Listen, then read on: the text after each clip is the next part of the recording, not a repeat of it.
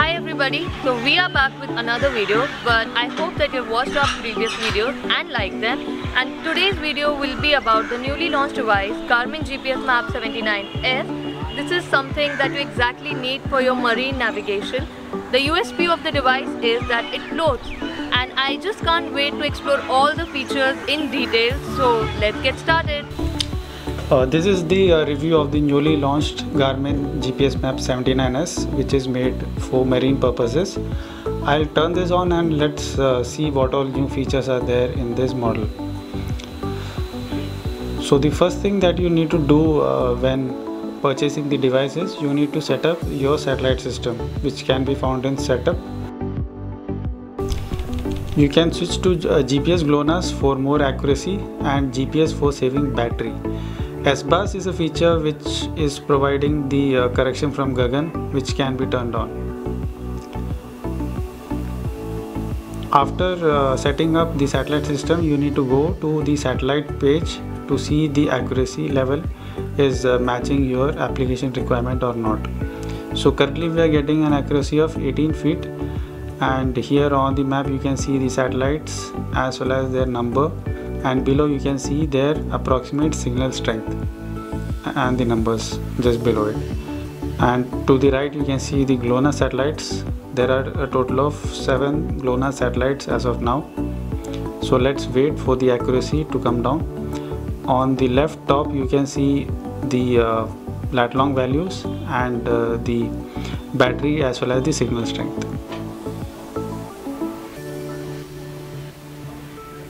So now we are getting an accuracy of 10 feet, which is good to go. After this you need to set up your position format from the setup menu.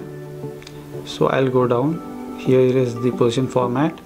So I am using degree, minutes, seconds by default. So if you want, you can select from any of these position format, or if you have your custom format you can go to user grid and set up by filling in the parameters here to have your own position format. Similarly, you can do the customization of the map datum as well as the map spheroid as per the need. After this, let's go to units. So I'll be using nautical miles because this will be going for marine purposes. You can select from any of the options here. Elevation is available in meters as well as feet. So these are the basic functions and values which you need to configure before moving forward. So this model is made for marine purposes, and basically this is compatible with the marine maps which Garmin is having. And the main USP is that this device will float on water. Damia will be showing you the floatability test later on in this video. So to mark a waypoint you need to press the mark button. I'll just press it. So here once you mark it you can see these icons as well as numbers pop up. So below is the lat long, and I'll just choose the icon from here, and you can also change the name of the waypoint here. I'll write it as ANNO and click done. Below you can also add some notes about this waypoint, or some information can be put here. So after you are done, just press done, and then you have the location as well as the elevation below. Just make sure that you remember to click save to keep the waypoint saved. So once you have saved it, now if you want to view it you need to go to main menu. From here you need to go to Waypoint Manager. In the Waypoint Manager all the waypoints will be stored in the order in which they are nearest to you. So here you can see the latest one. If you click view map, this will take you to that point from where you are currently standing.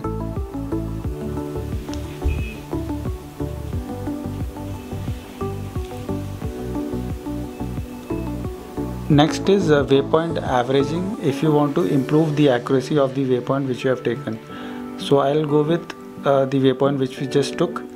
So to get the better accuracy, we actually needed to wait for 90 minutes so that the satellites over the sky they change and the new set of satellites come up, so that those errors from the previous satellites is not coming up. So just for the demonstration purposes, I will do it instantly. So I'll click continue anyway as yes.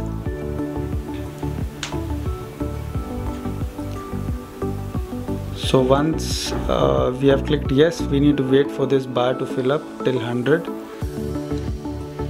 And on the left corner you can see the average location, which is the new lat long value. So this will enable us to get the accuracy reduced by like 1 or 2 feet more than what we were getting just by pressing the mark button. So now it's full. I click save. So now the number of sample is 2, and we have improved the accuracy by 2 feet. So if I want more such readings, I can do it, or I can just click done. Okay guys, so we are ready for testing this. Like I said, the USP of the device is that it floats on water, and I'm a bit scared to put it down there, but let's just see. Yeah, you can see that. Yeah, it floats on. Okay, it's floating on water and it's still working. Like I said, exactly what you require for your marine navigation. GPSMAP 79s. After marking the waypoints, we can create routes using these waypoints. So we need to go to route planner. So in route planner, route is actually like joining of waypoints, so that we have a path through which we can follow. So to create a route, you need to press the plus create route button. So after this, you need to select your initial starting point. So from these all options, you can select any of the methods. I'll select the waypoint which you have just marked. So this will be my initial point. So I'll click use. So next point I can take it like I did, but I'll go with the map option. So now I'll drag my mouse like this, and I'll select the second point, and I'll go a bit more upwards and select the third as well as the fourth point. So now we have the route in the magenta color. So once we are satisfied with the count, we can just press quit, so that route will be formed. And I'll press quit again, and you can see route number 002 is now available. So I can change the name, or I can reverse the route from this menu. So I'll give it a new name.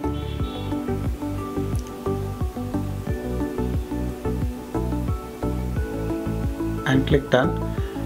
So once I've named it, I can also like reverse the route, or I can just select the route and I can click go, and it will show me the path from where I am currently standing. There are some other features which you can apply to the routes. So here you can delete the route, or you can also reverse the route. So by reversing the route, what will happen is the initial point will become the final, and the vice versa will happen to the final point. So these are some marine features which I'll be explaining. You have hunt and fish here. So this is used to see what is the best time of the day in which you can go for fishing. So here you can see the best time as well as good time, which is shown here. So for today it's showing as 9:45 AM to 11:45 AM. So these can be taken as the approximate best time to fish at the current lat long value for the day. You can also switch the days to see for far ahead of time, so that you can plan well your fishing activities. So here you have the sun and moon information. This shows the state of the sun and moon, as well as the sunrise and sunset and moonrise and moonset timings for each of the days. So once you get in, you can change the time and see how the sun and the moon will be moving when you look into the sky in this menu.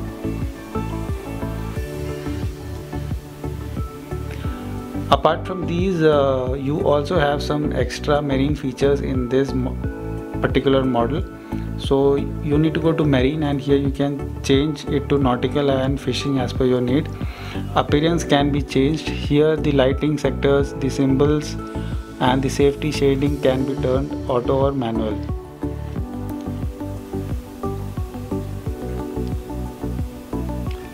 In the marine alarm, these features will be turned on only once you have the compatible Garmin Marine Maps, so that the device is able to get the depth as well as the contours.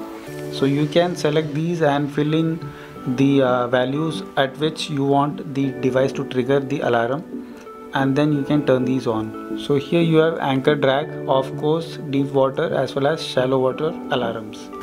So another feature is proximity alarm, which is useful for marine purposes. So I'll just create an alarm. I'll select from the map the base from which I need to set up the proximity. So I'll drag my mouse and I'll select, and now I need to enter the radius of the circle in which I need to set up the proximity. So once we are done with that, just press done. So now an proximity alarm is created.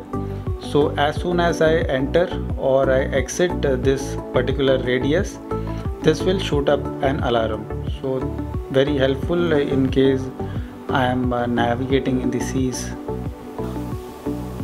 Sight and Go is a useful feature for navigating in the seas. So this will have a compass along with an arrow to log the direction. So here is the compass and the blue arrow is there, and in the center you can see the degrees. So you can change the direction by turning the device either to the right or left.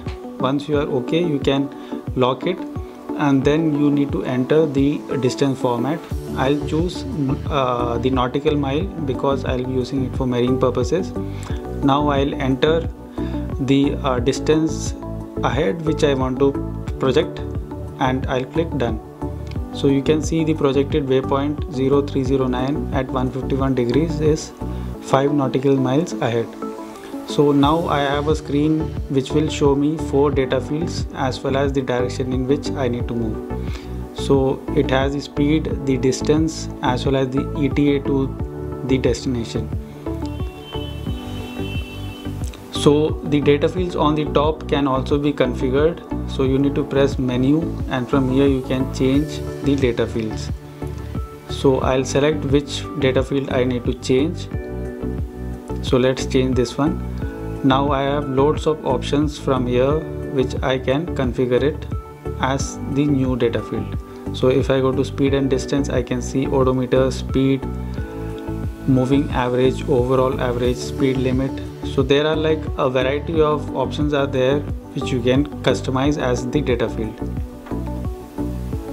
So now the new data field will appear here. There are a few methods to save battery in this 79s. So the first thing, as I have already shared, in the satellite you can change it to only GPS mode, which will save half the battery. You can also turn down the S-bars option to save more battery.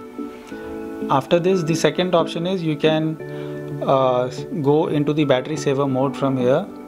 You can also change the backlit timeout. So the battery saver, if I turn this on, this will automatically turn the screen off after the backlight times out. The third method is you can click on expedition mode and turn this on. You have an option of prompted or auto. So what this will do is, after every 2 minutes of inactivity, the unit will go into expedition mode. So in the expedition mode, the number of tracking points from the GPS satellite is reduced. So the GPS satellite tracking works less and the battery is increased. So now we are back after taking the data from on the Garmin 79s marine handheld. So I am right now using the Garmin Basecamp software, which we explained how to install and do the configuration in the last video. So now on the left panel you can see the data which is there inside the device. So here on top you can see the internal storage is showing up this. So this is the route which we had made. I'll just zoom out. So this was our initial point, and these were the 3 other points which we had taken for the route. So you can click on the route and you can reverse it, as well as you can split and do other actions from here. And this is the track log of the path which we had taken. So here you can see the track log. So if I right click and click open, it will show me the track points along with the elevation and leg distances. I can also see a approximate graph of the speed and elevation with the distance. You can also print this data out if you want. And these are the waypoints which were already there, and this green one is the waypoint which we had marked over here, AMNO. I can configure it or change the data fields also on the Garmin Basecamp software. If I want to extract any data, I can just select it and go to File, Export, and Export Selection to whatever location I want. Now going with the maps which are compatible with this. So here on Garmin 79s, when you go to the website, you can see a tab for maps. Click on that and then you can select the continent.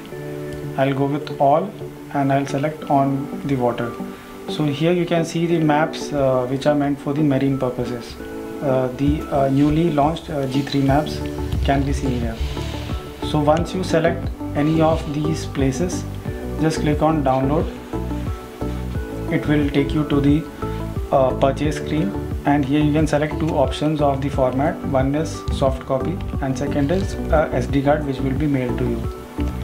So once you have done that, you can also see the coverage on this tab before you make the purchase, so that you are sure that this is the map that you require. Also, apart from the marine maps, the normal maps are also compatible. So I'll just show you what all options are there. So you have the city navigator normal city maps, as well as the normal bird's eye maps are also compatible.